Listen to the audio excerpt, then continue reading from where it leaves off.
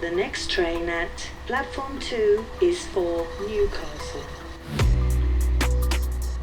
Earlier this year, the House of Commons Library released a study outlining suicide rates across the UK. It revealed that geography appears to play a huge role in mental health, and so I plan to investigate why suicide rates vary so much from place to place. Today, I'm heading up to the northeast, which has the highest suicide rate in the country, with 13.5 cases per 100,000 people.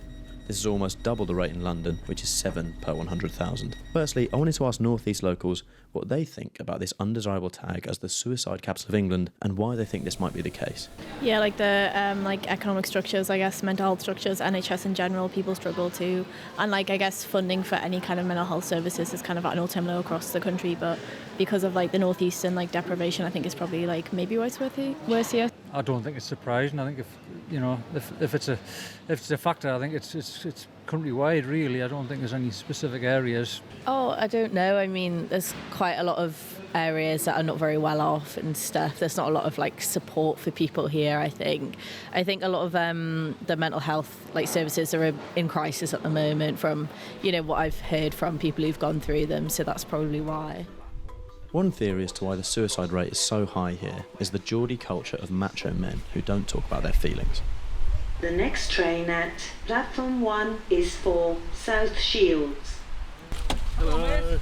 Nice to meet you. Yeah, you too, mate. Jump in. Stop getting wet. Yeah, no, Christ. It's a real welcome to the north, isn't it? This is Adam Proud, gym owner and motivational speaker. Like many people in the North East, suicide has touched Adam's life. I've seen people in comment sections saying, well, why didn't you just do this? Why didn't you just jump off this? I have a friend of mine from around here.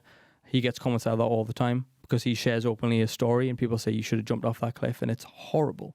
I mean, I had a family member I won't say too much, but I think he was in a lot of debt and he didn't know where to go, had a family, and he just stepped in front of a train. Adam believes that this manly northeast perception may be behind the grisly suicide statistics. I think the Geordie culture is very much a macho culture.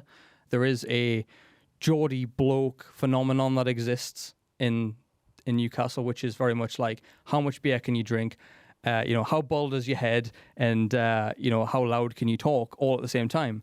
And it's that creates a culture of you've got to be this way or you don't fit in. How way, mate, is the big thing up here. Let's go drink. Forget about that. You don't need exercise. You don't need water. You don't need nutrition. Just come out and have a night with the lads. It doesn't work. Next, I'm going to James's Place, Newcastle, a male suicide prevention centre which opened in January following the successes of branches in London and Liverpool. John Younger, head of the Newcastle Centre, told me that he thinks that poverty plays a role in high suicide rates. It's not massively surprising. We know that suicide rates are higher in the more socio-economically deprived areas in the country, and there's quite a lot of poverty up here in the northeast as well, and lack of opportunities and things like that. It was pretty evident that there was something like this was needed in the area. John does, however, agree that a cultural unwillingness to discuss feelings may also be a factor. We had a guy in who he would talk about things like growing up at school. If you fell over and you hurt yourself, you don't cry, you don't act like it hurt you. You sort of get up and brush it off and pretend it didn't hurt at all. And you're kind of raised in that way to sort of show no pain type of thing. Ricky Thaman, host of the Mentally Sound podcast, has been diagnosed with PTSD and has used mental health services in the North East. He's agreed to meet me for a coffee and to discuss his experiences. Hi, nice to meet you. Oh God, you brought everything, you alright? So it was through an incident that happened in childhood. Basically, I interrupted an incident in the household, which was like a robbery happened, and it was quite a traumatic event. I managed to get through it and survive it. It wasn't long after until I felt the long-term effects of that. I have done in my podcast a compare and contrast, even going back as far as the 70s, and it's night and day. For example, in one podcast, I talked to somebody who lost his mum. His mum got murdered by one of the most prolific serial killers this country's ever had. And I asked him, what help did you get? And he said, nothing. Ricky does have a positive outlook, however, and while he does think that the macho culture plays a role, he certainly thinks that there is hope for the future here.